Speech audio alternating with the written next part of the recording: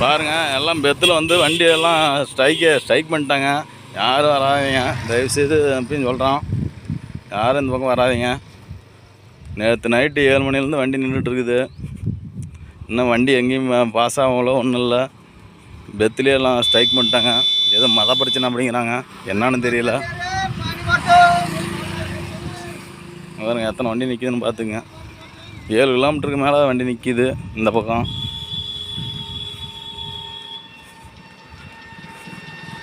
அங்கே நிற்கிறத பாருங்க. டிரைவர் வந்து மேலே நிற்கிறாப்புல. டிரைவர் மேலே நின்றுட்டுருக்காங்க.